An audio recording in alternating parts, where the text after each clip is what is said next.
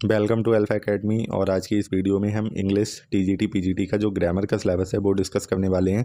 काफ़ी लोग पूछ रहे थे कि ग्रामर में स्पेसिफिक क्या सिलेबस आता है, तो इस पे आज ये कंप्लीट वीडियो होने वाली है। आप एंड तक जरूर देखिएगा।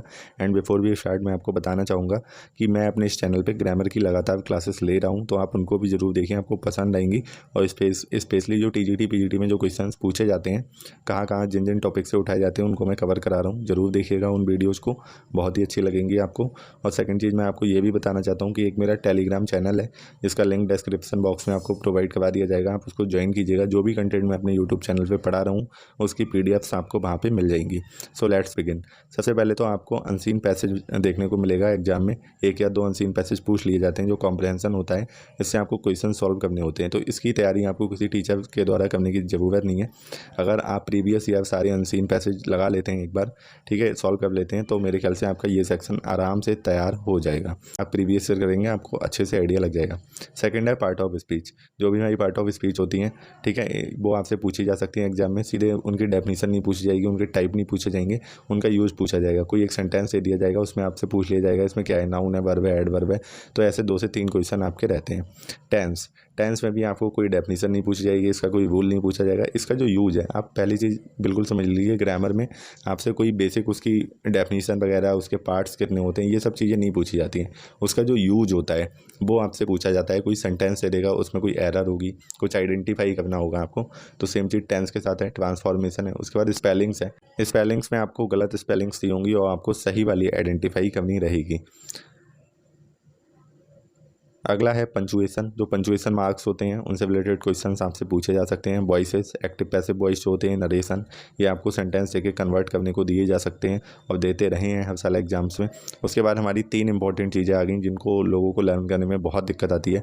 Synonyms, antonyms and one word, ठीक है। और इसके बाद एक चीज़ और है, ईडियम एंड फ्रेजेस। ये 4 चीज़ें लोगों को याद करने में बहुत दिक्कत आती है। तो ये जो आपका तैयार होगा, इसके लिए आपको कोई एक बुक फॉलो करनी पड़ेगी। मैंने बुक्स अपनी ग्रामर की जो स्ट्रेटजी वीडियो बनाई थी, आप उसको भी देखिएगा।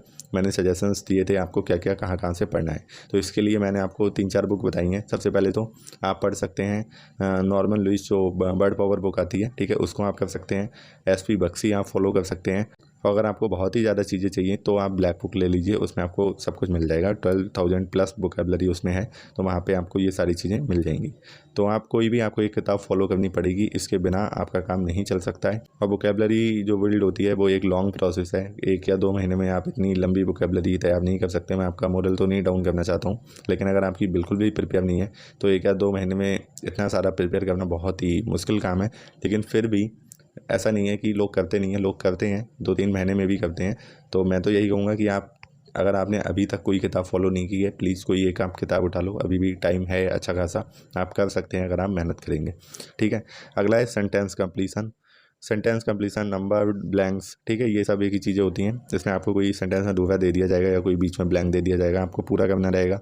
सेंटेंस अरेंजमेंट में क्या होता है, आपको जम्बल्ड जो सेंटेंस के क्लॉज होते हैं वो अलग अलग उसमें दे दिए जाएंगे, या फिर सेंटेंस के जो पार्ट होते हैं, ठीक है, इधर उधर दे दिए जाएंगे, आपको उनको अरेंज करना रहेगा। तो ये ऐसा कोई डिफ़िकल्ट नहीं होता है। इसमें भी मैं आपको सजेस्ट करूँगा आप प्रीवियस ईयर लगाइए। इसके अलावा और भी जो मिसलेनियस क्वेश्चंस ग्रामर के बन सकते हैं वो रहेंगे। तो ये था हमारा ग्रामर का कंप्लीट सिलेबस। कोई भी आपको क्वेरी हो, मेरे टेलीग्राम चैनल पे कमेंट सेक्शन में आप पूछ सकते हैं, मैं रिप्लाई करता हूँ हर कमेंट का, ठीक है। और मैं दोबारा से कह रहा हूँ कि अगर आपको ग्रामर की तैयारी अच्छे से करनी है तो मैंने एक स्ट्रेटजी वीडियो बनाई हुई है, उसका लिंक भी डिस्क्रिप्शन बॉक्स में पड़ा हुआ है, आप उसको देख सकते हैं। तो उससे थोड़ा सा आइडिया आपको लग जाएगा। सेकंड चीज़, मेरे चैनल पे मैं फिर से बता रहा हूँ कि मैं ग्रामर की तैयारी करा रहा हूँ। अगर आपको कहीं से भी कुछ भी नहीं मिल रहा है तो आप उन वीडियोज़ को देख सकते हैं। बिल्कुल ही आपके exam oriented point of view से बनाई गई हैं, तो आप उनको बिल्कुल देखिए और आप सेटिस्फाई होंगे, इस बात की गारंटी मैं देता हूँ। आप उन वीडियोज़ को एक बार देखिए। So thanks for watching this video. Like, share and subscribe this channel.